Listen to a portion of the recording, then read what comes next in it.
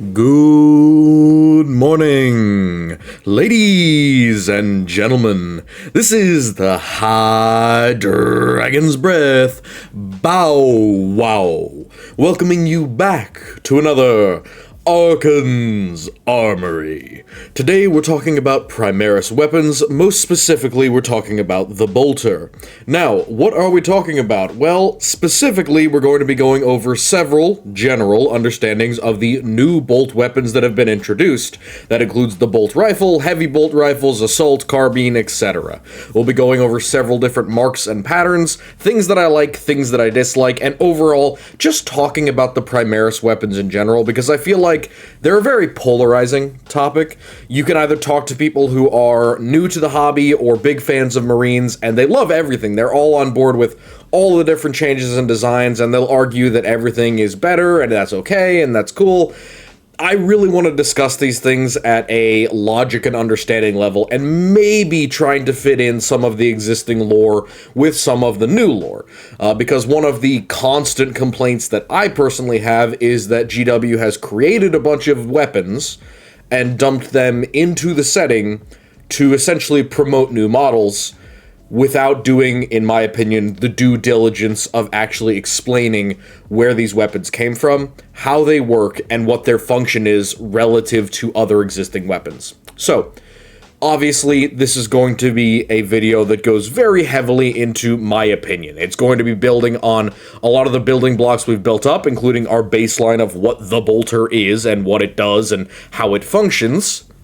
And if you haven't seen that, go check out our bolter video, or you could look at our averages video that has as well, and our armor piercing video. All of that gets gone into.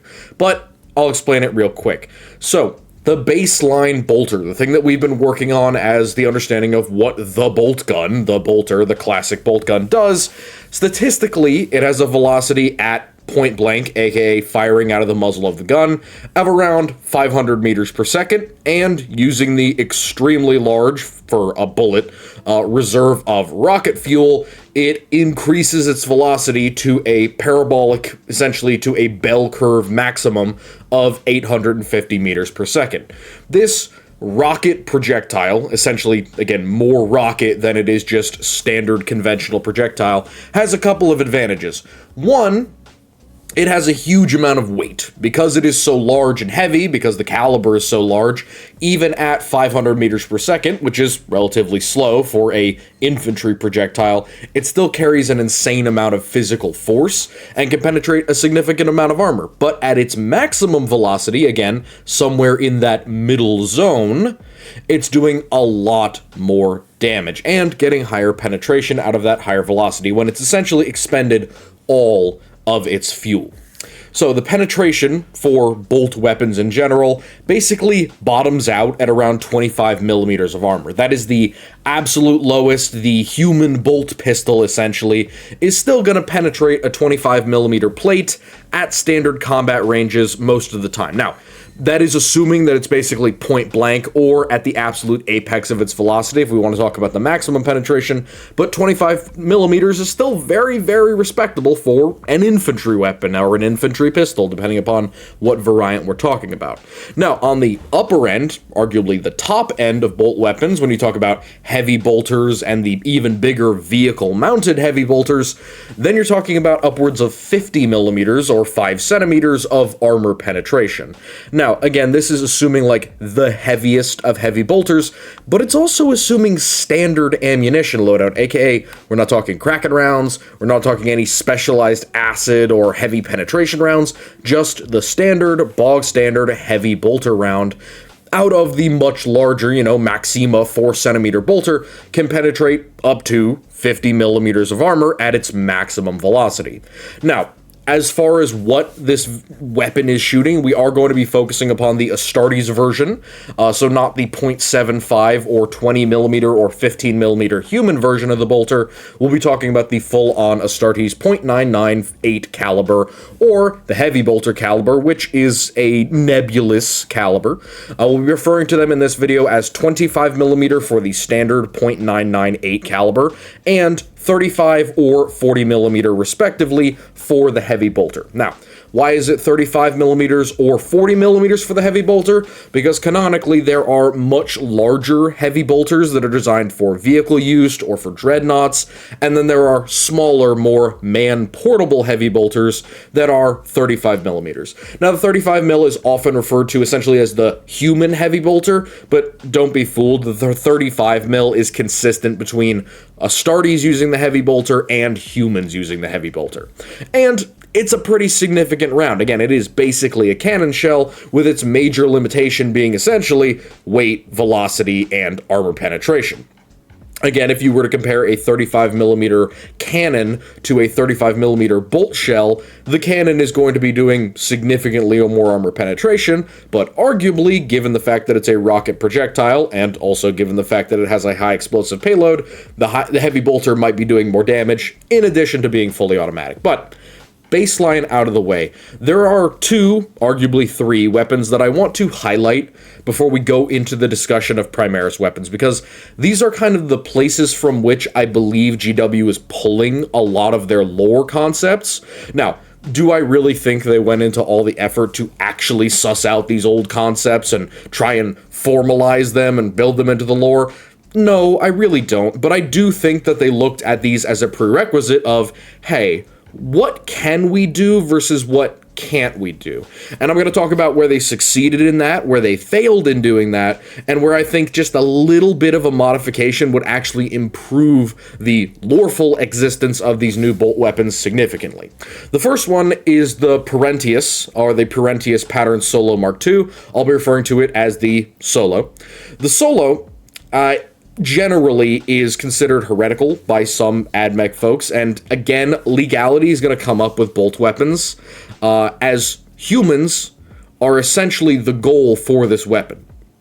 So, the Solo is designed for people. Why? What makes it so important? Well, the fact that it's designed for humans, but it uses essentially standard bolt rounds for the Astartes, that is .998 or 25 millimeter, is weird, right? It's significantly larger, and the usual go-to for why do humans use smaller caliber bolt rounds is, well, the recoil is quite violent. Well, the Solo kind of solves that issue. How? Because it pretty much is only semi-automatic.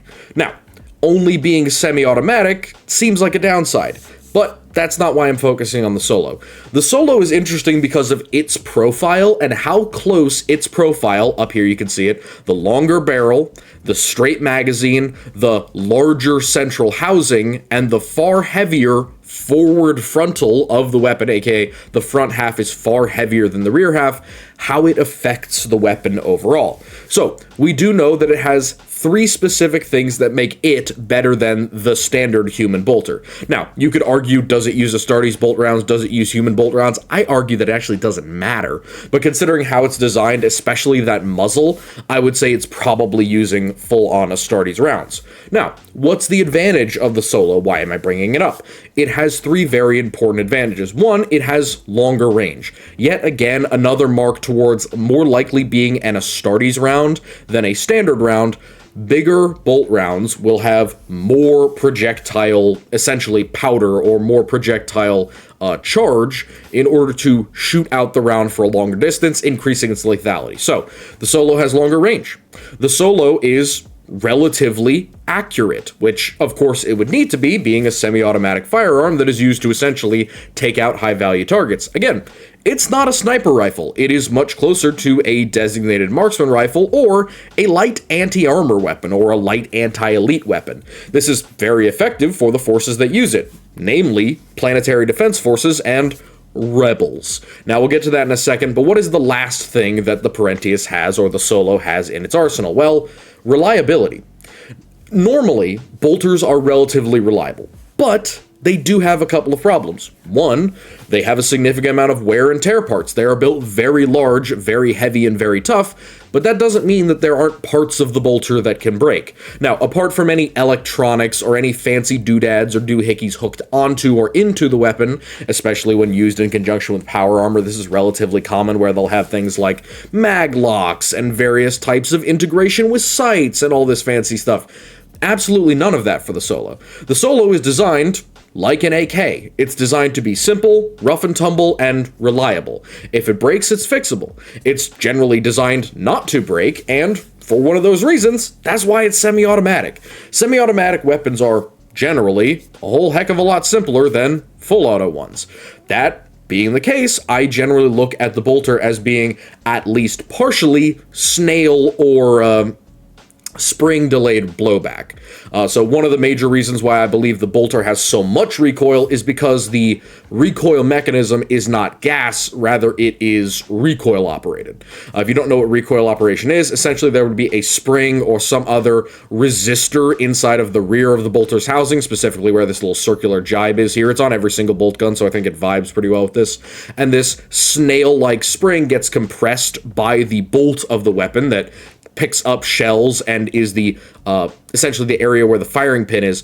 When the bolt shell detonates, aka it's loaded and then it fires, it pushes back directly on this spring, strong enough that it pushes it into the rearward position where it can shoot out what remains of the bolt shell, the casing, and then pick up another bolt shell on its way forward as that circular spring system pushes it back into position. This has an advantage of being relatively simple, reliable, and effective for high rates of fire, but it has the negative impact of having disgustingly high recoil. Direct blowback weapons are well known for having incredibly high recoil, which is generally why you don't put them in anything higher than a pistol or an intermediate cartridge. Now, with the bolt gun, you essentially have a whole bunch of specialized ammunition being used out of a specialized weapon. But I also argue that the reason its velocity is so low, quote-unquote, out of the tube, is specifically because it uses this type of recoil system. Because if you have a lower recoiling round that uses a rocket to increase its velocity rather than initial velocity, you decrease wear and tear on the gun, and you decrease the firing pressure on that recoil spring. So, what the hell does all of that mean? It essentially means that the Solo Mark II is an example of how this basic system of, spiral recoil mechanism, large, high weight but mediocre velocity bolt shell with a rocket projection, how it can be improved. Generally, the standard bolter will deal with many, many different types of enemies. It is quite effective as a standard weapon, but it doesn't work against everything, and it has some major flaws. One of the primary ones is range, another one is lack of armor penetration, especially against really designated armored targets such as Adeptus Astartes, and really even heavily armored humans. If we're talking about, again, that minimum penetration area, if you have a 35mm steel plate or some ceramite body armor, you're probably going to be pretty okay, at least against full-on penetration by a standard bolt round. Again, we're talking carapace armor here, but carapace armor isn't exactly impossible to get your hands on anywhere in the galaxy. So, the Solo proves that it can be done, but it brings up some serious questions. One, what caliber is this thing? Is it using the full-on Astartes bad boy rounds, the 25mm? Is it using 15mm? Is it using some sort of shortened pistol round? Given the fact that it has longer range and accuracy, I'd probably argue more towards it using Astartes bullets. But that then brings up another question. Who the hell made this thing? Who would be allowed to modify a weapon that is generally considered holy, or at least very, very important to the Imperium? Who'd be allowed to make something like this? And I don't have an answer for you. This is one of the situations where I really don't even want to step out on a limb and theorize, because that's an entire video in and of itself. Who would have made something like the Solo Mark II? If it was designed for the Planetary Defense Force, and then various rebels, whether they be Chaos Forces or Imperial Forces or PDFs that have gone rogue, have gotten their hands on it in large enough numbers that it's notable, who would have designed it in the first place? We know that it is pretty legally dubious for the average Imperial civilian to mess around with bolt weapon technology, especially Astartes bolt weapon technology. If you're a civilian and you just grab an Astartes bolt casing off the ground, or an Astartes bolt round in general, that can result in your arrest and possible execution. So that seems concerning. More problematic would be a human somehow getting their hands on not only a bunch of Astartes ammunition, but also being able to legally modify an entire bolt weapon to this degree. It's also interesting that The Solo is the only example of its kind. Very few other human-designed or human-derived or human-destined weapons of the bolt variety really exist. Now, that of course brings up another question, beyond the why and beyond the who. How widespread is a weapon like this? We know that within the Imperial Guard, bolt weapons of the caliber 15 to 20 millimeters are relatively common. Bolt pistols are practically ubiquitous. I mean, they're not everywhere. A squad sergeant can have them, but 1 in 10 men being armed with a bolt weapon is practically common. A true bolter, on the other hand, a 20 mil, a standard human bolter, while possibly being harder to get your hands on, being more of an officer's gun, a lieutenant, a colonel, etc., is still not unheard of. So, does that mean that a weapon like the Solo might not be unheard of within the PDF? I mean, we know that there are PDF troopers who use this thing, but it is still a very expensive weapon, arguably more expensive than a genuine bolt pistol. So it brings up a lot of questions, which would have gone unanswered, save for some of the Primaris weapons coming in and literally using the architecture of the Solo to create new weapons. But we'll talk about that in a minute. Of course, we've already gone over the caliber, and that then goes into range and reliability. Why is it so reliable? Why is it using this caliber? Whatever it may be. Again, I think that it points to the idea that they're messing around with what caliber the human bolter takes. Remember, the primary downside of the bolter for a human is the recoil. The weight is another issue, but it's not something you can't overcome, especially if you're using it with two hands. The recoil is the primary issue, especially on full auto. So, making a semi-automatic weapon that sacrifices some of the automatic capabilities of the standard human bolter in exchange for longer range, higher accuracy, and more hitting power by using 25mm standard Astartes bolt rounds would make sense. And we're going to get into why that parallels with another weapon upcoming in a minute. But the other two weapons we have to talk about are the Artifex bolter and the Angelus bolters. Now, the Angelus bolters are super easy. Most people, especially Blood Angels, will recognize them. And of course, we've talked about them before with bolter gauntlets.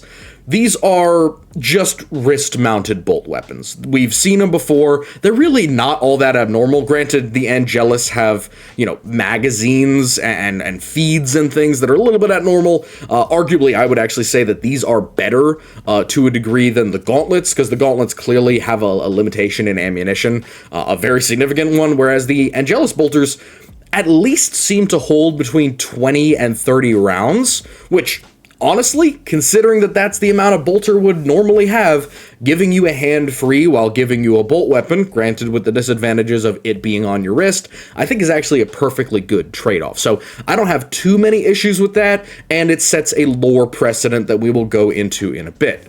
The other one, the more important one, is the Artifex bolter. Now, the Artifex was, before all of this Primaris stuff came out, the cream of the crop Deathwatch bolters. It's essentially as good as you're going to get for bolt weapons before you get into relics and master-crafted one-of-a-kind weapons. It had special Auspex lenses, in its scope, spectral things, all that good stuff. Had biological recognition for the Marine using it. And it had a specialty fire selector, most likely allowing you to pick certain rounds out of a certain type or eject rounds automatically. All types of good modifications. Now, to be clear, these are not modifications to the primary function of the weapon. They extended to essentially attachments and then an additional modification to the loading grate and magazines. Nothing about this changed the primary function of the bolt gun. All it did was add a little bit of extra fancy gubbins to the weapon as a whole. Now, keep that in mind as we go on. Starting with some simple things. Again, I'm going to be going from best to worst as far as introductions of new weapons, and we will be focusing upon bolt weapons in specific. These need no or very, very minimal fixing, and they have lore implications that I actually kind of like. The first one, and the one that I really like, is the carbines. These are going to be used by Vanguard forces, essentially the lighter Primaris Space Marines, and they're just a bolter with a foregrip. They're a standard 25mm Astartes bolter with a foregrip put on them. Now, there is an important note here. It says that the carbine fires smaller than bolt rifle rounds, giving it less penetration, less range, but acceptable fire speed. Now, this brings up some issues. First off, it brings up the pistol or bolt gun conversation that I really don't like to get into. It's the same issue that I have with the heavy bolter. Is the Astartes bolt pistol firing the same caliber as the Astartes bolt gun? Are they both 25mm? My opinion is that generally, yes. Generally, they are. So, a 25mm bolt pistol and a 25mm bolter are firing the same caliber, just out of different length barrels. Whereas the human bolt pistol and bolter are both firing, again, 20 to 15mm rounds out of different length barrels. So you could put bolt pistol ammunition into the bolter, you could put bolter ammunition into the bolt pistol. The only thing that would change is the barrel length and thus the effectiveness of the round. But it brings into account, perhaps if that isn't the case, there's an entirely different caliber for bolt pistols. Now, I'm going to ignore that problem because I genuinely don't think that's the case. I think they are the same, and it brings up an interesting idea. Remember, these Primaris carbines are being used as a new substandard.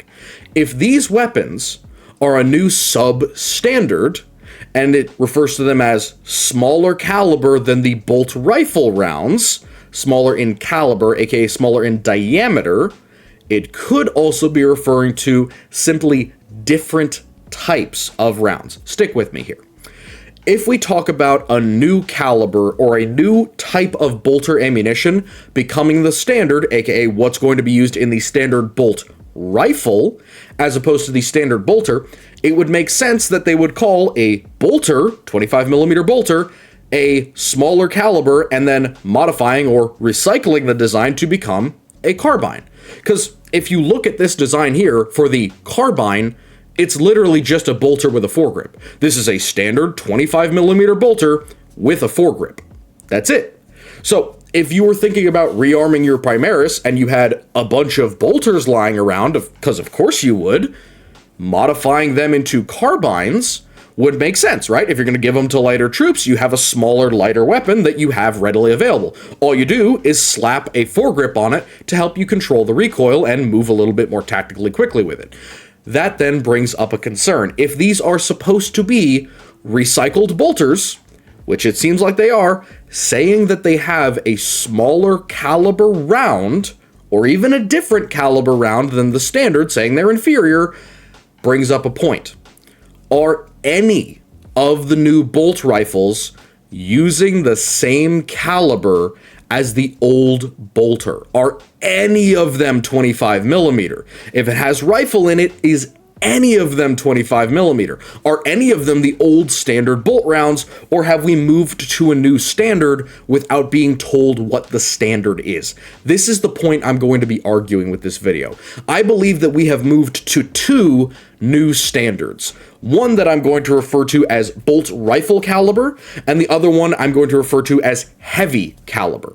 Now, we'll get into that in a minute, but I'm just going to say I like the carbines. I like the idea of recycling old bolters to make new carbines, and this whole caliber thing that they're talking about, the lower range, lower penetration of the carbine, which is literally just a bolter with a foregrip, actually helps our argument here quite a bit. Again, I am theorizing pretty heavily with this, but you'll see where I'm going as we keep going. So, auto bolt rifles. I also don't have a problem with this one. Now, I do have an issue with the bolt rifle as a whole, but the bolt rifle is pretty standard, and the auto bolt rifle just says that it's a higher rate of fire and a drum magazine. Here's the thing. A lot of these carbines and scoped bolters, marksman bolters, etc., arbitrarily decrease the fire rate of the bolt gun. Now, a standard bolt gun or bolt rifle should still have access to fully automatic fire. I'm not sure if that's like a soft debuff of the bolt rifle, that it has a slower rate of fire, and then the auto bolt rifle has it improved again. But as a standard, the bolter is fully automatic. I mean, you could switch to semi-automatic or burst mode, of course, but calling it an auto bolt rifle, if the standard bolt rifle doesn't have access to the same rate of fire, is dumb as hell. So I'm assuming here that the auto bolt rifle is not just a bolt rifle with a drum. It has something in it, or on it, or about it. Again, you're going to see me pointing to these weird little circular things that they love putting on the new weapons. It's just a revolver barrel that they decide to put everywhere. I think I've kind of pinned down what it's supposed to be, but it pisses me off to no end, so we'll get to that. But I believe the auto bolt rifle, at the core of it, the idea of just, hey, we fitted our new bolt rifle with a drum. That's perfectly fine. Adding in an extra 30 rounds to a standard bolt weapon is something that honestly should have been done already. The fact that 30 round sickle mags are entirely the standard and that drum magazines haven't really been introduced beyond very limited examples, and of course Chaos Marines, really is an annoyance, because drum mags are not uncommon, and matter of fact, they're not really even all that terrible. I mean, some of them are bad in reliability terms, but the ones that have been chosen for the bolt weapons are not that bad at all. They look much more like machine gun satchels than they do at standard like Saiga 12 drum mags. So, auto bolt rifle, a tentative thumbs up. We'll talk about it in a minute, but tentative thumbs up. That one's not too bad. Bolt Storm Gauntlet, pretty much similar in most extents to the Angelus bolter. The only difference being that the captains who use them tend to have them hooked up to a power fist, which is fine, and then hooked up to an ammo feeding backpack. I have no issue with that. Now, I do not think that the Bolt Storm Gauntlet should have as long of a range as a bolter, for obvious reasons. It's essentially pistol-length barrels. It should be significantly shorter, but giving it higher rates of fire would absolutely make sense, considering that it's really a belt-fed weapon more than anything. So that makes sense. I don't hate it too much. I really don't think it needs any fixing. I think given the fact that the Angelus exists and that it already kind of creates a precedent for wrist-mounted bolt weapon, I'm not going to complain. Scope bolters. Now, again, something that should have been done a long time ago. Marksman or semi-stalker weapons with different types of auspex, essentially.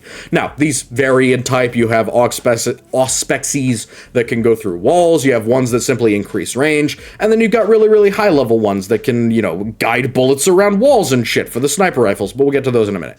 The scope bolters in general are a good idea. They already kind of existed, we saw that with the Artifacts bolter, had a built-in scope. Plenty of Stalker bolters have all had a built-in scope, but the difference is that these scoped bolters, or scoped bolt rifles, again, are probably working with a different caliber. We'll get to it in a second, but more importantly, they are making use of the major advantage of these new bolt rifles, which is the increased range, and the fact that now fitting them with an actual scope, an actual vision device, is really helpful, because Marines, for all of their auspex and assistance, would be helped out by having a scope. Now, do I think that the Marine has to actually look through the scope in order to use it?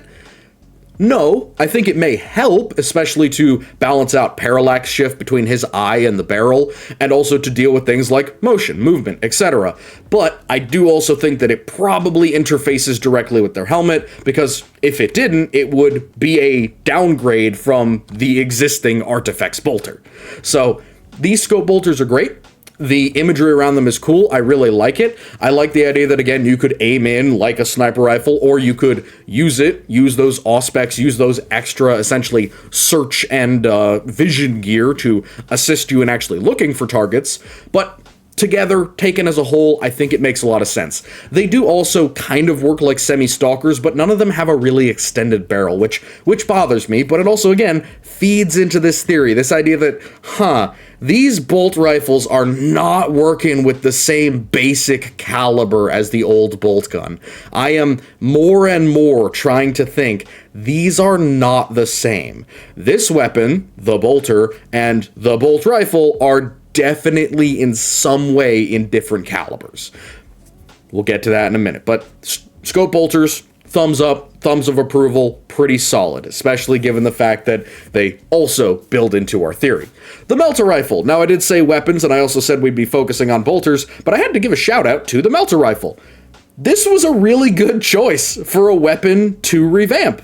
I'm not going to lie. I was pleasantly surprised by how not terrible this thing was, both design and lore-wise.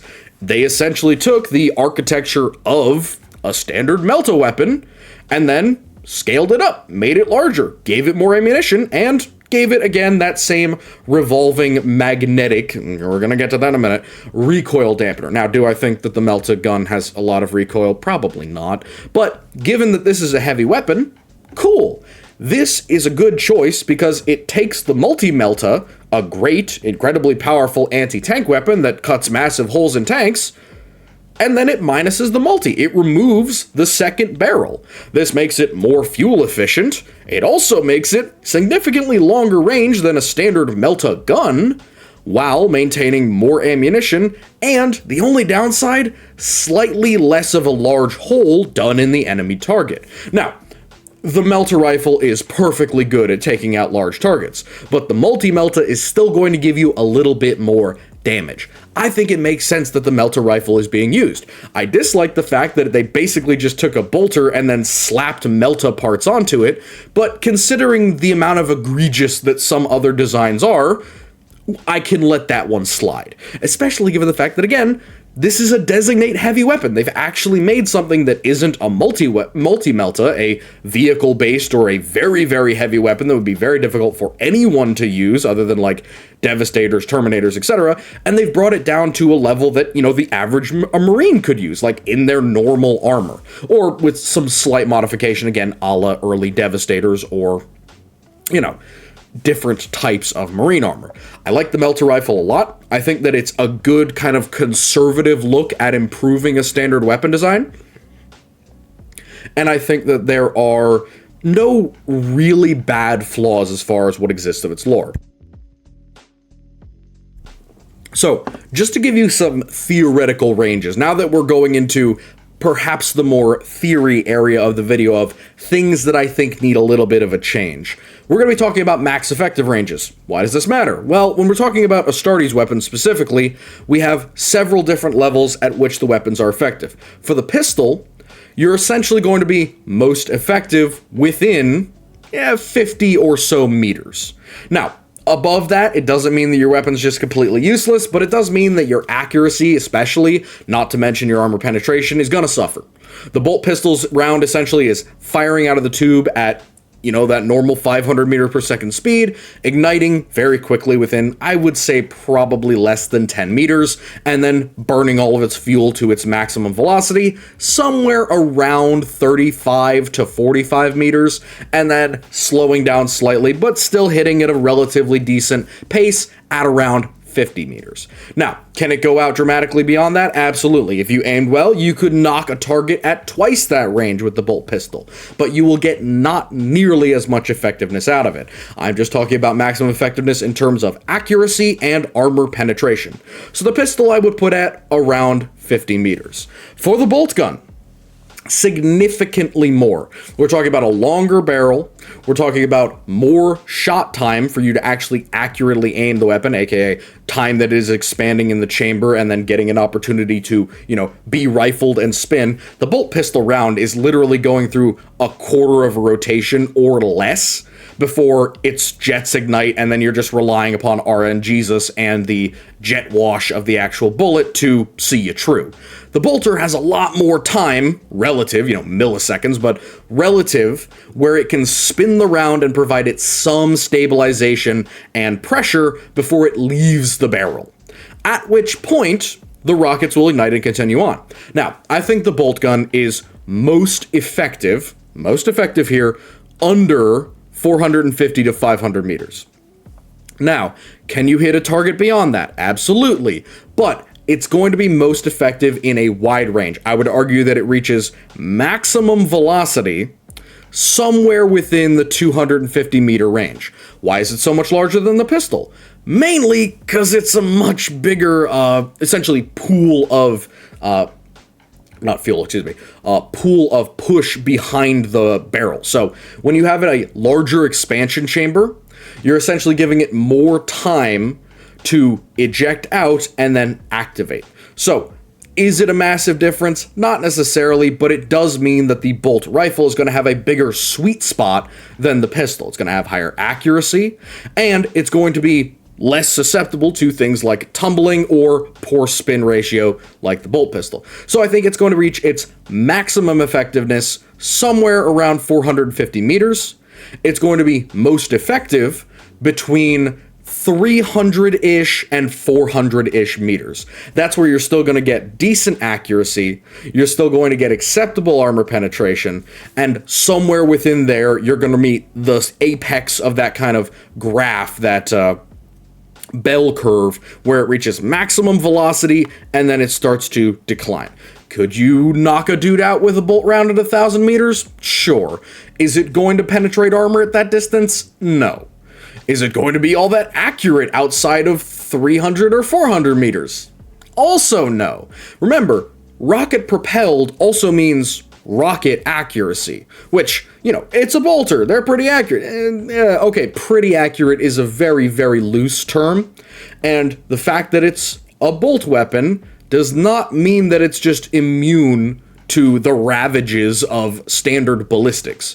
Being big and heavy and being relatively ballistically impure compared to a standard bullet, you know, there's a lot of curvature on the weapon, there's a lot of different materials, and also movement, of course, fuel within the round itself, being ignited, detonating, and burning along its distance, that is a problem when it comes to accuracy. You're not going to get pinpoint accuracy out of a bolter outside of like 200 meters, and at that point, you're probably only getting partial burn out of it. Now, at the absolute sweet spot, that 300 meter position, you're in a much better location. You're in a much better location, accuracy and armor penetration wise, but beyond that, you're starting to get yaw, you're starting to get pitch. The bullet itself, not to mention the actual rocket, is starting to not only run out of fuel, but the fuel that it is burning is starting to, let's say, hollow out the engine or the nozzle from which it is firing, and that can cause irregularities in flight. Now, is it going to start spitting like a standard bullet when it passes through something? No, it is still a rocket, it is still spin stabilized, it's going to get decent, you know, horizontal accuracy, aka it's going to hit a man-sized target at its accurate range, 300 meters, but is it going to be able to hit somebody's head at that distance? Probably not. Is it going to be able to shoot something out of their hands at that distance? Probably not. It would be a little hard to do with the standard bolt gun. All that to say that your ideal max effective range is somewhere underneath 450 meters, probably somewhere around 300 meters, I would argue. On to the heavy bolter and the bolt rifle. Now, an important thing that we can note about the bolt rifle and the heavy bolter is that I'm putting them together. I wonder why I might be putting them together. Perhaps it is because there has been some sort of conversion with the ammunition there that is going to be important later. Hint, hint, foreshadowing. The heavy bolter and the bolt rifle both carry more wallop, more distance, more range. I would argue this brings out your max effective, and of course the sweet spot of your ammunition, dramatically. Your sweet spot is now probably going to start at around 300, go to about 500, and you're probably going to have that golden maximum penetration moment somewhere around 400 to 450 meters. That's a nice golden window, and that's a range that's much more standard for infantry weapons. I mean, you train with precision or accurate rifles out to about 500 yards, 500 meters. If you can't hit a good target at 500 meters, you can probably go home from the marksmanship competitions, guys.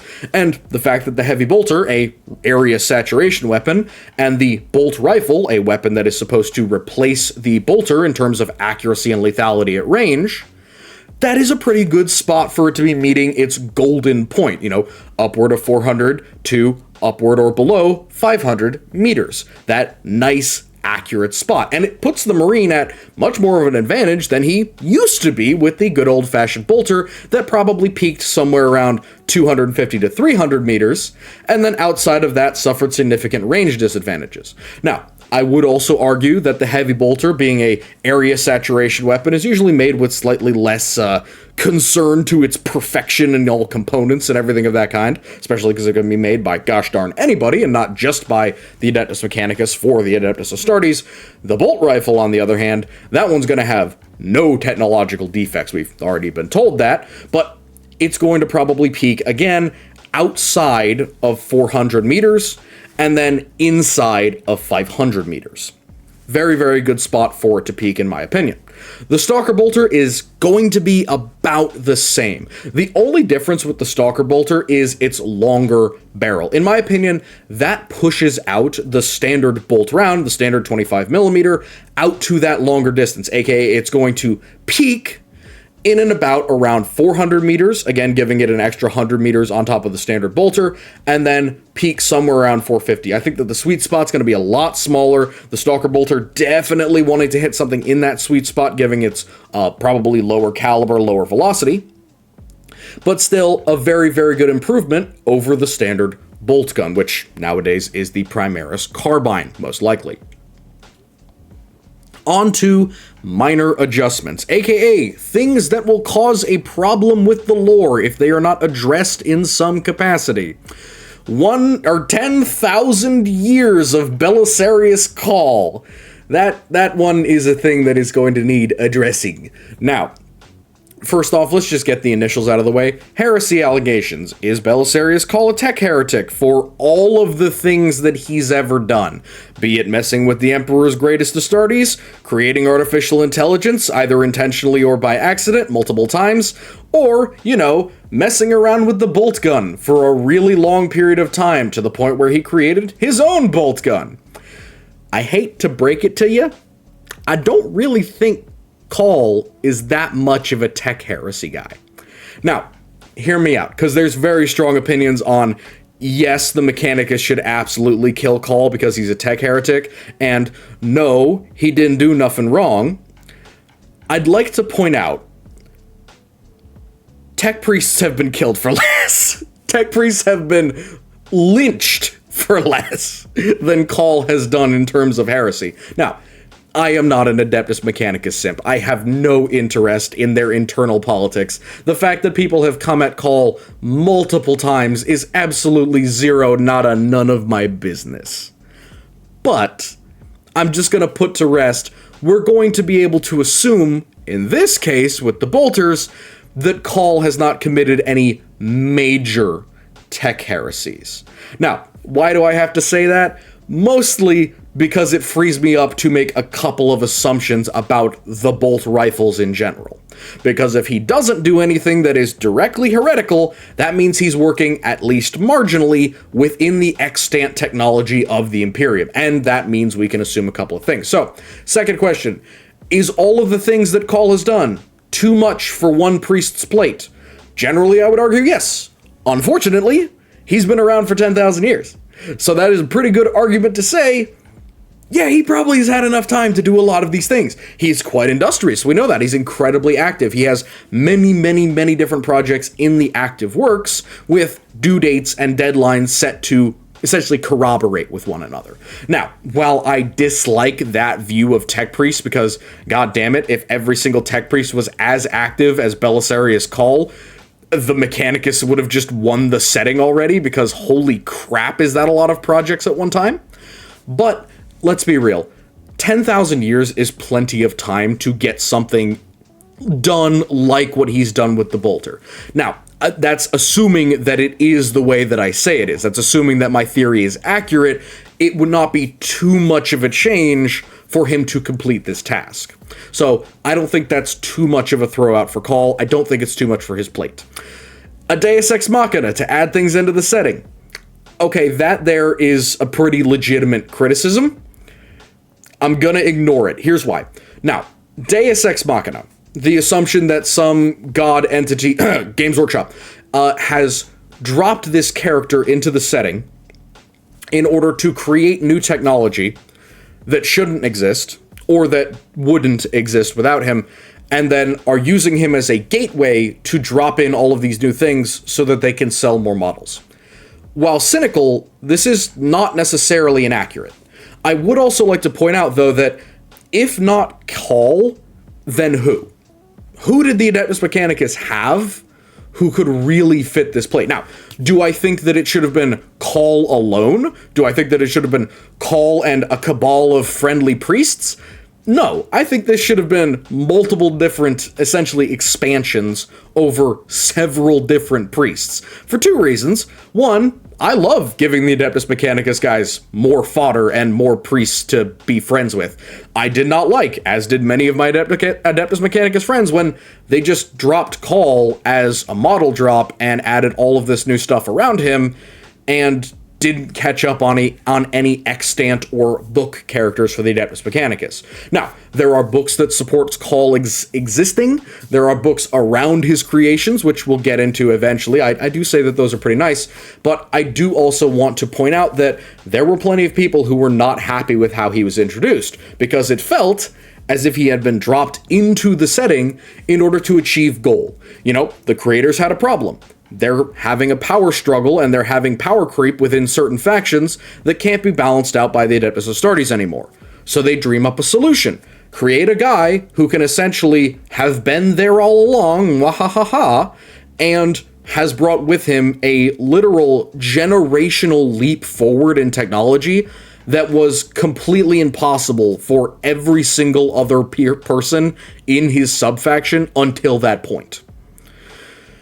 So, with those initial concerns about Call's mere existence for 10,000 years out of the way and majority dismissed, I will not be addressing them any further. You can argue about them if you'd like. This is not a video about Call, the same way it's not going to be a video about Gravis armor when I get to that.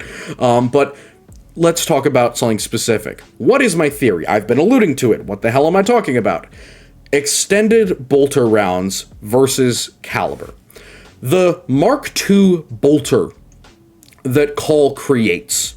This thing where he took apart the bolt gun down to its simplest base elements, and then he did a full redesign and rework of the entire weapon, making it larger, making the barrel longer, changing all of these things about it to achieve two primary goals. One, increasing the modularity of the weapon, and two, increasing its accuracy and armor penetration at range.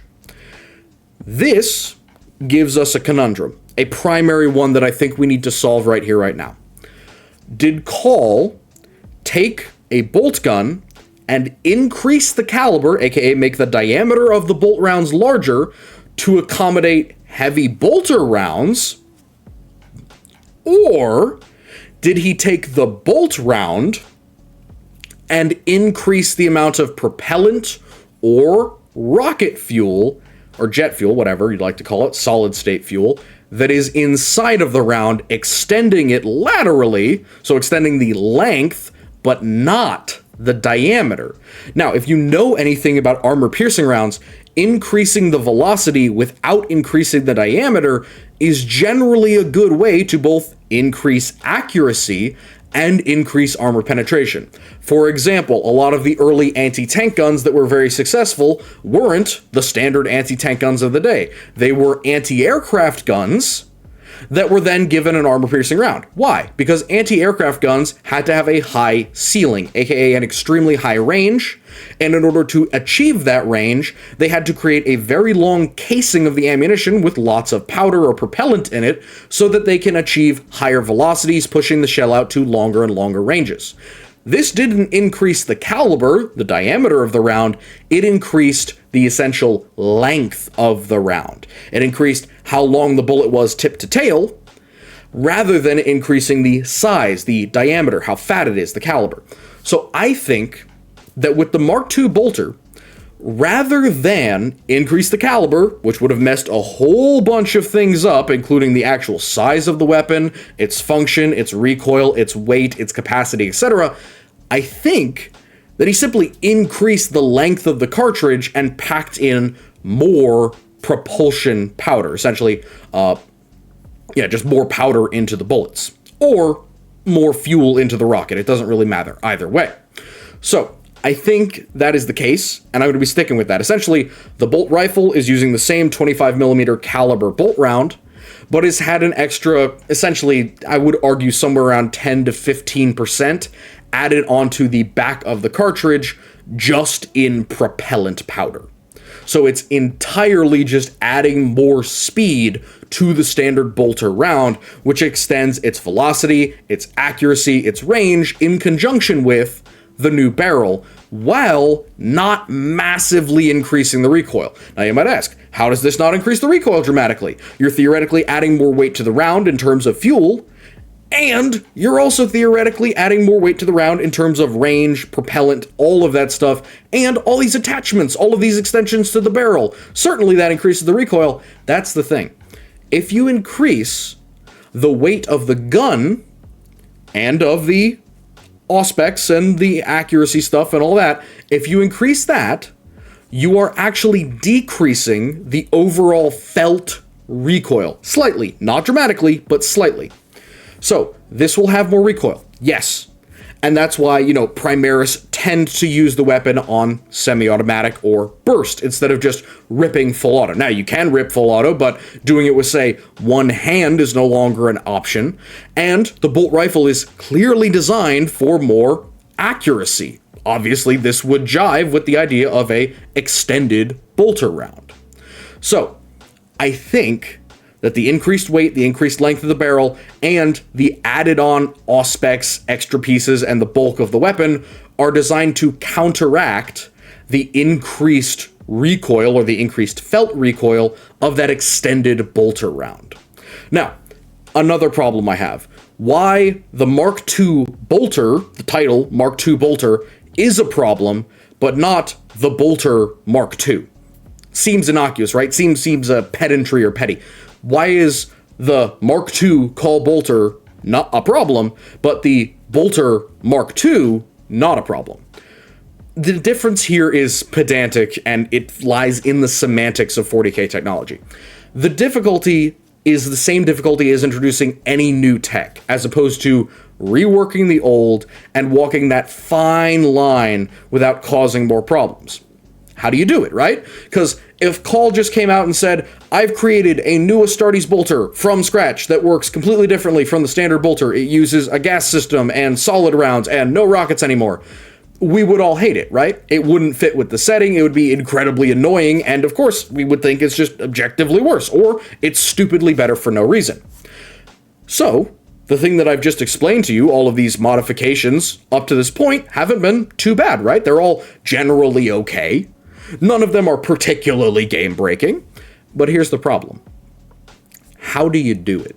How do you effectively do it so that none of these Mark II bolters are both easy enough to create and effective enough to be worth it without somebody else having come up with the idea beforehand? Here's the thing. I think they already have.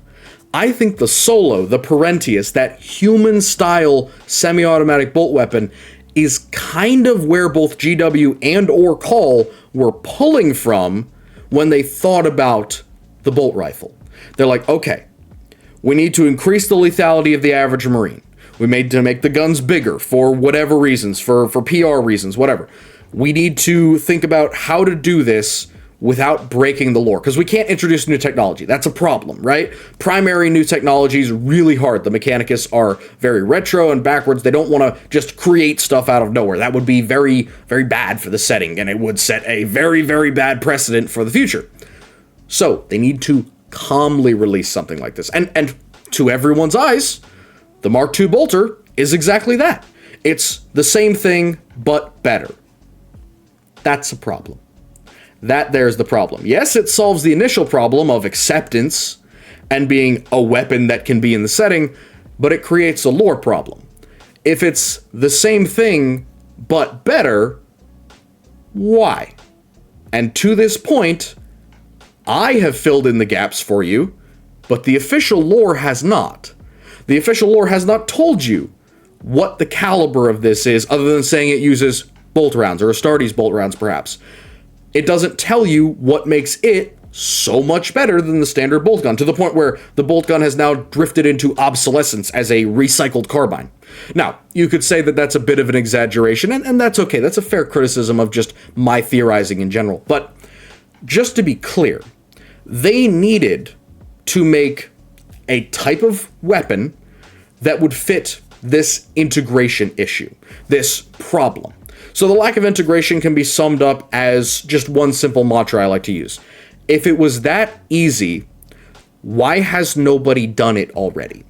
And I think in this case, they looked back at the Parentius Solo and they went, oh, we did do it already. It's already been done.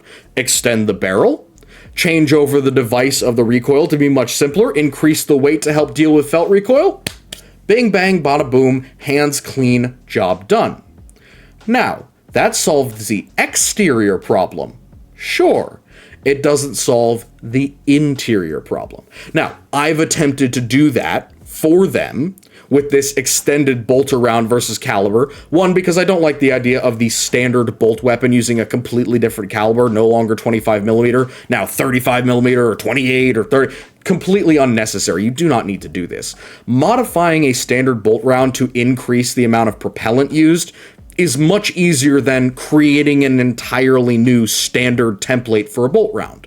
You don't have to change any of the bullets with my solution. You don't have to even change the casings all that much for my solution. All you gotta do is either change the primer, change the propulsive material, increase the size of the chamber slightly, in terms of the rocket fuel, or use a different type of propellant. All of those will achieve the required ends in combination with the much more acceptable external facelift of the bolt rifle. It would also jive very well with the fact that it is a rifle. Extended range. We're no longer looking at Marines running around with the equivalent of a submachine gun grenade launcher. This is an actual combat rifle, thought out with the same mentality as something like an M16 or an M4. So, looking at this new design, this concept in more detail, assuming that the caliber is exactly the same, the only things that I would change are what GW has said have changed in the Mark II bolter. The velocity, the penetration, and as a result of that, and a result of our extended bolter round theory, the idea that there may be more propellant or more fuel inside of the shell, giving it a slightly extended skirt, essentially, increasing the weight very, very slightly, we can look at a new theoretical set of stats. So, if the bolt rifle is set up how I believe it is, it would have a maximum velocity at its full burn of 950 meters per second. Now we're approaching real bullet speeds there at 950 meters per second, and on top of that, an extra 100 meters per second faster than the bolter. Really significant increase here. And again, something I think you would achieve much easier by extending the bolt round's casing than you would by changing the caliber. Because caliber, while it increases weight, it can actually slow down the rounds. I mean, if you're trying to fit the same size of propellant but a bigger bullet, you're going to slow down the bullet. So if we're talking about faster velocity, smaller projectile, more powder, that's the solution. So we can assume 0.4 kilograms instead of 0.3 kilograms for the actual projectile. That gives us a penetration of about 50 millimeters. Now, that's at that same extended range of around 400 meters. That's a massive increase. A massive increase over the standard bolt gun. That is reaching the upper levels of what the old heavy bolters were able to do. That is reaching the upper level of what the heavy bolter was capable of in terms of armor penetration with no specialty ammunition. Now, is it able to just rip right through Astartes armor? In some cases, actually, yes. That is much more capable of doing so than the standard bolter. And granted, that's best case scenario. You hit them at the apex of the velocity, but even with that, it means that you can open up on Marines from significantly further distances with the bolt rifle than you could with other weapons.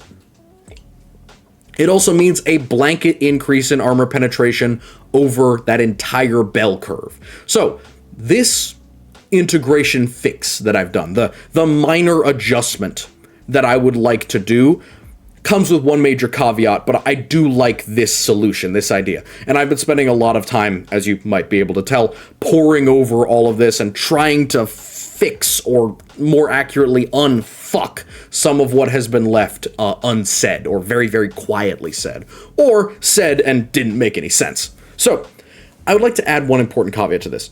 The beauty of 40K, for anyone who cares who is listening, is that flaws make the technology better. Simple design consistency issues, like the revolving XXX mechanical recoil dampeners, bother me. Putting in extra shit where it either doesn't need to be, or just because it looks cool, creates a problem. If it's there, it should probably be doing something. So adding extra stuff to a weapon to make it better could possibly go against flawed designs, making the overall cohesion of the setting better. Now, this is a thing that people often bring up with the difference between Star Wars and Star Trek. Star Trek is like a post-scarcity universe where everything is relatively perfect and luxurious, and all the other non-Federation races are dealing with like the actual struggle of star travel, whereas, in the Trek universe, the actual Federation troops and their ships are immaculate, perfect, kind of diplomacy plus incredibly powerful weapons at the same time. They're essentially post-scarcity. They got everything about as good as it's ever going to get in the galaxy. Star Wars, on the other hand, everything is intentionally industrial, broken, shown to have wear and tear. Now, this was more emphasized in the earlier movies than it was in the later ones, because flashy visuals kind of took over. But if you look at something like the original Millennium Falcon, you'll have one or two things like a strap or a set of tools, and then you won't have a rule of threes, you won't have a third thing, you'll have something broken off that's been like hastily welded back in place. It clearly shows wear and tear. It shows damage. It shows unpristinity. It shows incompleteness that is very important in a dystopian, techno-regressive futurism setting like 40K. Creating things in certain cases that are beautiful and unblemished and unpolished and powerful are good. Keep it to a minimum. Flawed technology, limited technology, little blips and blemishes and problems with the actual designs, those are the things that make actual weapons sing. And the bolter is a prime example of this. The original bolter, that is. It's a massive, loud, brutal, monstrous weapon with so many problems. Brutal recoil that makes it hard to aim, rocket motors that make it hard to aim, ridiculously unpredictable ammunition characteristics, weird ballistic varieties, unable to be modified whatsoever because it's so complicated and or holy, and magazines that don't go above 30 rounds. Now, while many of those things sound silly, and they are, they certainly are, that doesn't mean that it didn't add to the bolter's charm.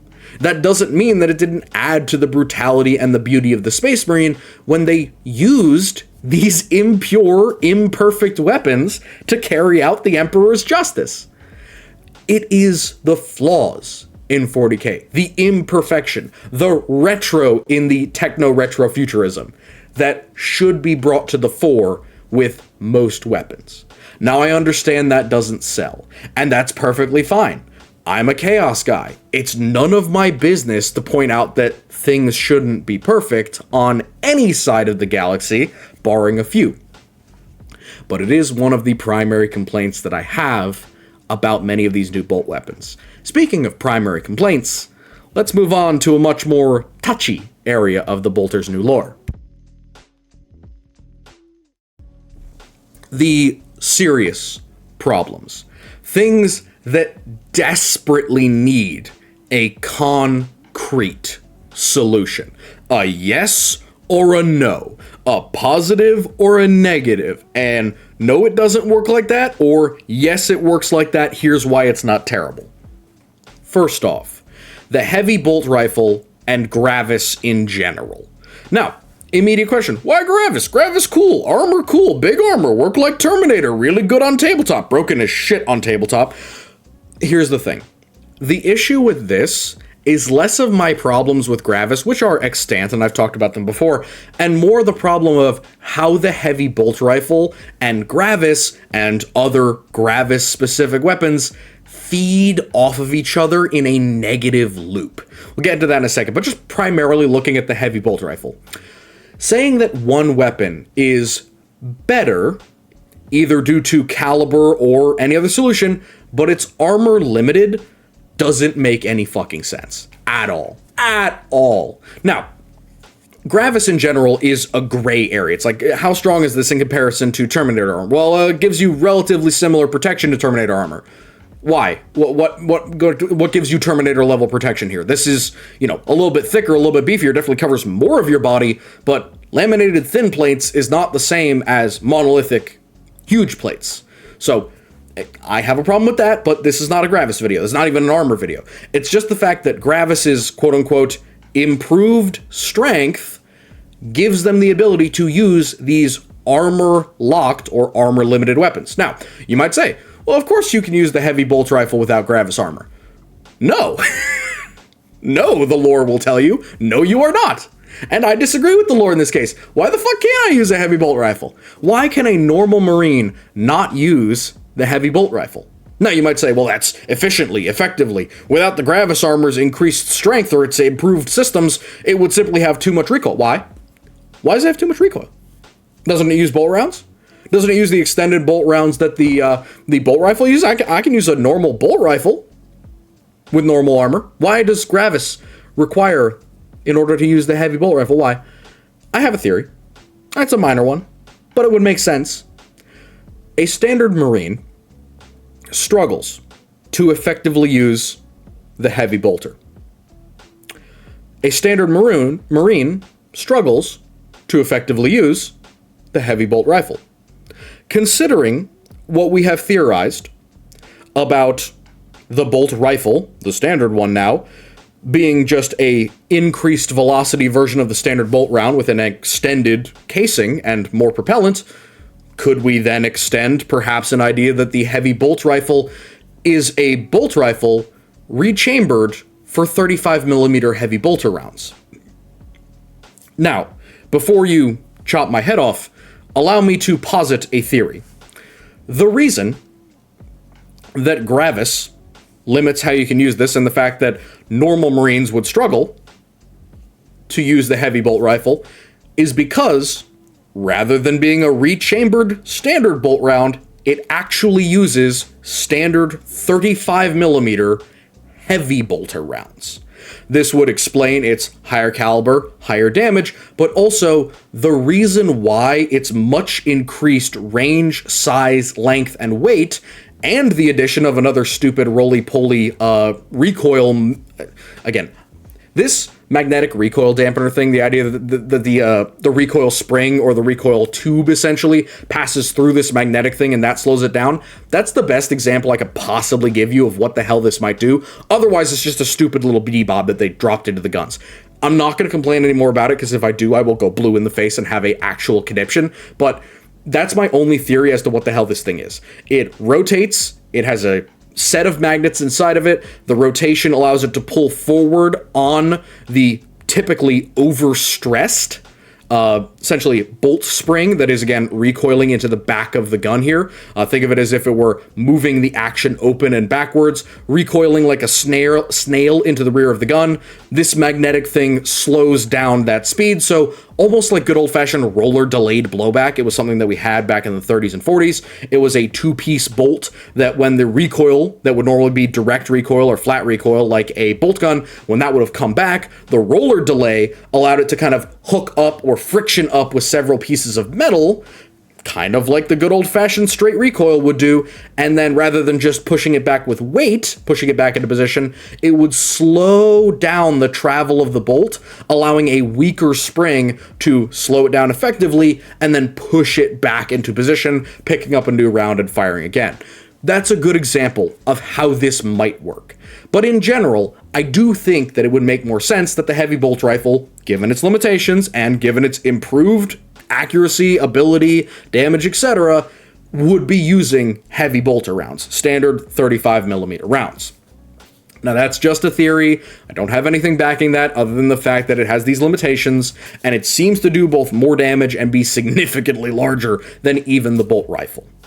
Now, on to the next two, the last two that we're really going to talk about in terms of weapons. The Assault Bolter and the Bolt Sniper. Now, for the Bolt Sniper, I'm going to be real. I kind of just think that this thing is the same thing as the Heavy Bolt Rifle, but it just uses either a slightly increased caliber of Heavy Bolter rounds, or the longer magazine and the scope and everything is just designed to give you a Stalker Bolter, but in Heavy Bolter caliber. Both of those things would make sense. It would help with the power creep. It would make sense with transferring over pieces of technology, and it kind of also explains why both of them are absolutely huge. Because if you look at a standard Heavy Bolter, they can be like suitcase size to a Marine, or they can be so big that it requires like Terminator size and two hands to utilize. The Heavy Bolter has so many varieties because it can be made for both humans, Astartes, Terminators, vehicles, Titans, etc., that it's difficult to peg down exactly what it might be. I've given you two calibers, 35mm and 40mm. Those are entirely theoretical. They are just what I am pointing at as it could be this, it could be lower, it could be higher. So, I think that the Bolt Sniper is, again, just the same thing. It is a standard Stalker Bolter made on the Bolt Rifle architecture, similarly to how the Heavy Bolt Rifle is, and then it is given a caliber of Heavy Bolter 35mm. The Assault Bolter, however, is absolutely fucked, and it is also one of the points where I point to and say, you need to watch yourself. This is a problem. It is a handheld Heavy Bolter. While the Stalker Bolter, or the Bolt Sniper, is just a Stalker Plus, the whole red flag of this thing is that it literally comes out and says it's a replacement for the Heavy Bolter in terms of fire rate and in terms of hitting power. Now, observe the difference in barrel size between you and the guy that she tells you not to worry about and goes on long trips with into the Appalachians. It's pretty significant, all right? So, the Assault Bolter is another one where I point out and I say, this is dumb. The idea that you have a weapon with this short of a barrel, it will essentially just be acting like a grenade launcher because you're not going to be using any of the velocity that the Heavy Bolter round will give you. But the fact that it says it acts like a handheld Heavy Bolter or a replacement for the Heavy Bolter, at least in terms of fire rate, points again to this idea that we're jumping up a peg in terms of caliber. If the standard weapon is now using an improved bolt shell, the Bolt Rifle having an extended, more propellant per shell, and our support weapon here, the Assault Bolter, is utilizing Heavy Bolter-like architecture, we're trying to emulate that type of weapon, what then might be the extension to why the Heavy Bolt Rifle can only be used by Gravis, and why the Assault Bolter can only be used by its own specialized troops, and why the Bolt Sniper Rifle is so gosh darn powerful, whereas the Stalker is so relatively comparable to other weapons like the Bolt Rifle. Again, I point you to the idea that these are using Heavy Bolter rounds. Possibly modified Heavy Bolter rounds, possibly larger, possibly special ammunition, possibly a combo caliber where they've extended the Heavy Bolter round or they've double or triple extended a standard round. In either way, I really do think that it would be easiest to just slot in 35mm Heavy Bolter ammunition and say that that is what all three of these weapons use, because it would fit the profile that GW wants out of these weapons, including the incredibly high recoil that requires Gravis armor in order to use. So, that is the end of the seriously needs concrete. These things need slamming down before I slam my head into a concrete wall trying to figure out what is wrong with them. Now let's get into the lore holes that these create, the problematic ones, and a possible little, story to end you out with. First off, building lore off of existing platforms is good. Building lore that looks like previous lore, they look like Bolter, it looked like Thing, so it worked like Thing, yeah? It worked like Thing, right? So, doing this, building lore off of existing platforms is good. And I think that there's a nice way to do it, and there's a not so nice, kind of a mean way to do it. The mean way to do it is you take something that people like, and you kind of plaster something over it or behind it that you want, but then you stamp it with a mold of things that people like.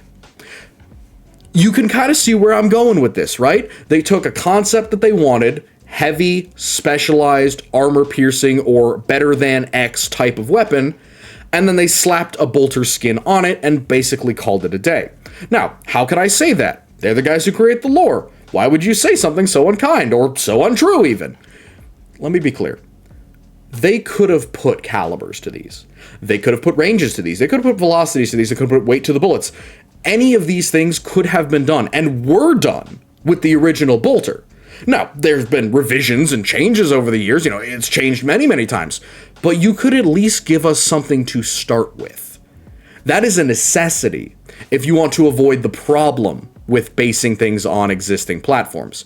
Circular logicking yourself into defensive lore and rabbit holes. So, what do I mean by circle logicking yourself into defensive lore holes? The defensive lore hole goes like this. I want to look up the caliber of the heavy bolt rifle. So, I go online, I look up to see if there's any information on the heavy bolt rifle. Well, it tells me it works like a bolt rifle, but bigger, with more velocity and more armor penetration. And it's used by Gravis Marines. Well, that didn't tell me anything really specific or helpful. It didn't really even give me any information whatsoever. Just told me what my eyes could already tell me. Well, I guess I'll go take a look at Gravis armor then, right? I go and I take a look at Gravis armor. And I read through that, and I'm like, okay, it's cool. It's kind of BS, trying to remove Terminator's importance from the field so they can make more armor and sell more Terminators to explain why they haven't been making more. Okay, well here's the weapons they use, and it uses the heavy bolt rifle. Why? Why does it use that? What makes it so much better? What information can I glean from this? What is so important about Gravis that it can use the heavy bolt rifle? What makes it capable of that? It's stronger? Why? How? In what way? You can't just tell me that something is the way it is and then explain nothing when you've been at least willing or capable to explain things in the past. See, this is the problem I have. I might be stupid. And I might be genuinely hyper-fixating on this to an unhealthy degree. I might be completely missing the mark here. But I am just going to say, they're intentionally having things go back and forth. Why is it better? Because this says it's better. Why does this say it's better? Because it's better. Why does it say it's better? Why is it better than this? Is it so much better than this? Oh yes, it's so much better than this. It's so much better than this that we retired this old thing that you like and we replaced it with this new thing. Well, you gotta like the new thing. Why? Because we said it's better, and we said it's better, and we showed it's better, the stats are better. Buy more models. Buy more models. Just buy more models. I don't want to be cynical here. I really don't. I think that with a couple of actual numbers, some changes, some information, I desperately want to help this be better. Desperately want to help this be better. And here's the thing. Plenty of people are going to come at me and say, well, you missed this, or they told us this. Look, I want everything. I'm never going to be satisfied. I'm not even satisfied with the current bolter stats. That's why I made up a whole bunch of shit and tried to hyperanalyze that down to every single number that was available. But at the end of the day, it's not canon. It's not accurate. Now, if they came out and gave us canon, accurate, sense-making numbers, I would be incredibly happy. I would, in fact, be so much more happy and excited to see all of these things on screen, on tabletop, being used even to kill my own units. But when you build lore like this, self-justifying lore, defensive lore, where you can kind of tell they're hunkering down, they're using the buzzwords, the stronger, better, just because, you kind of put yourself into a situation where you're inviting attack. You're inviting someone to go down the rabbit hole because it feels like you're hiding something from me.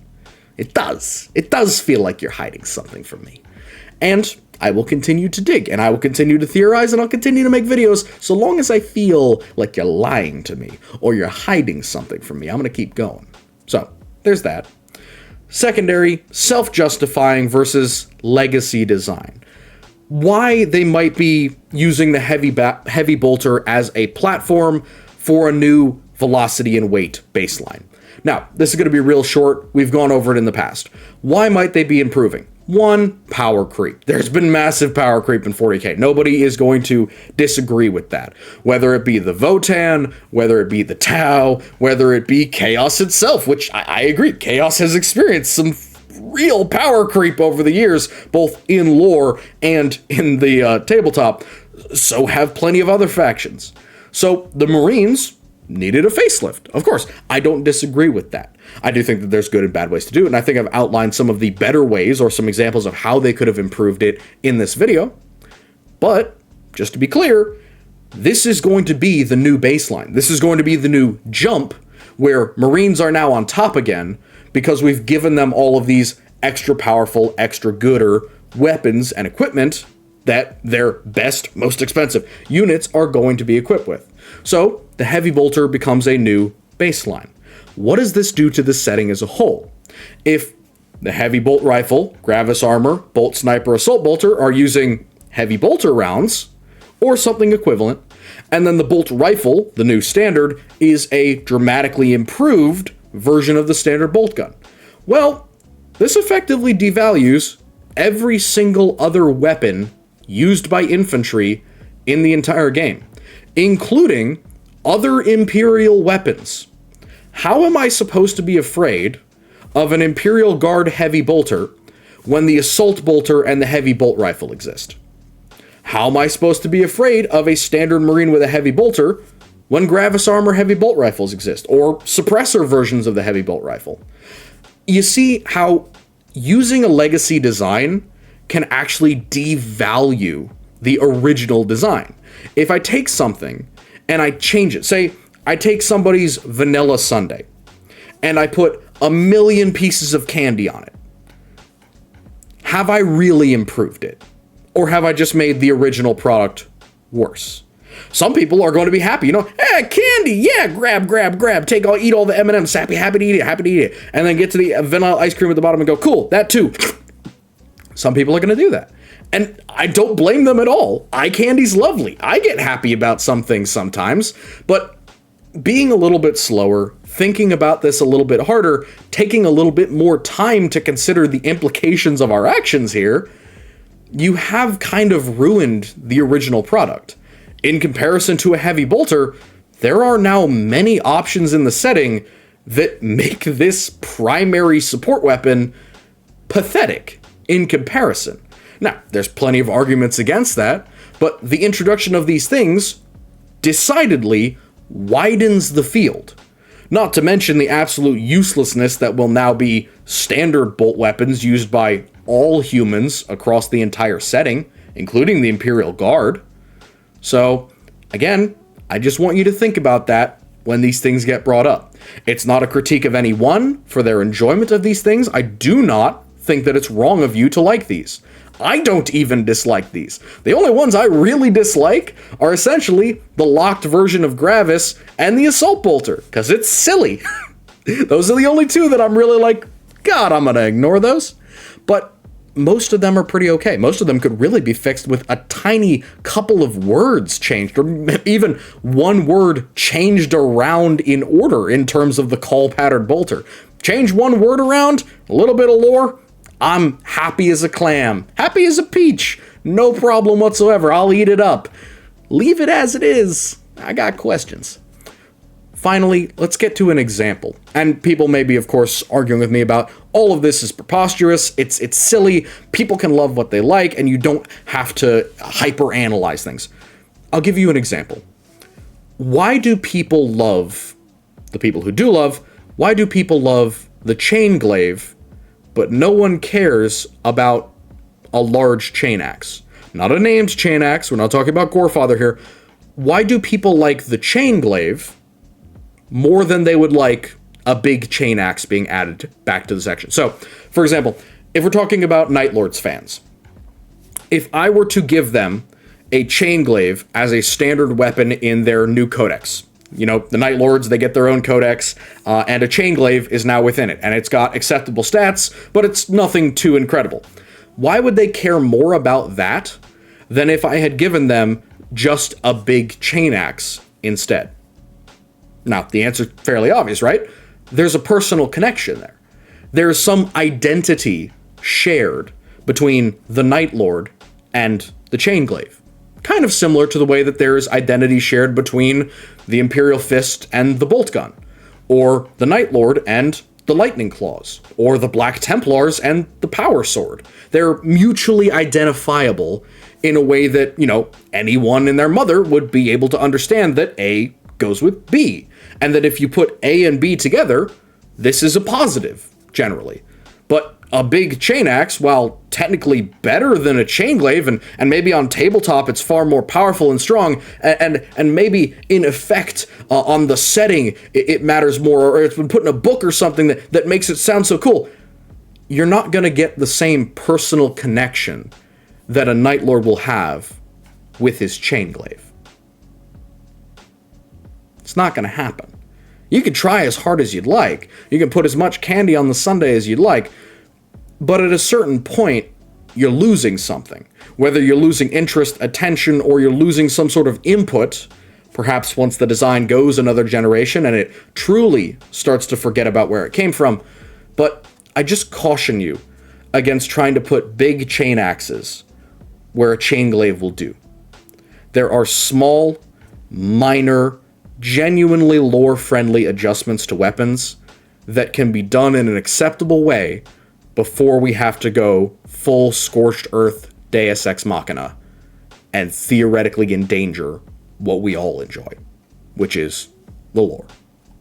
So, with that, I'd like you to please note again that this is my opinion, and you don't have to share my opinion. You can certainly disagree with my opinion. I would request that you disagree peaceably in the comments if you would like. I am happy to discuss any of the points I brought up in this video, most of which are purely theoretical, of course. Some of which go directly against established lore, others completely build off of logic lore, which is my lore. So, please, let me know what you think. There will be more videos incoming. Specifically, we're going to be looking at Eldar Aspect Warriors. We're going to be making a tier list, or possibly just breaking down all of the different Aspect Warriors, some of the lesser known ones, etc.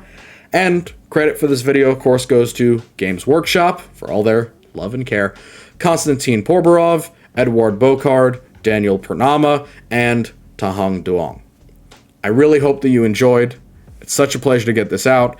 As you might have noticed, we're taking a little bit longer of time between videos. I'm going to try to ramp up quality at least a little bit for that, but I'll also be trying to get through our backlist as quickly as I can. My school has started up again, and I am doing my best to finish strong.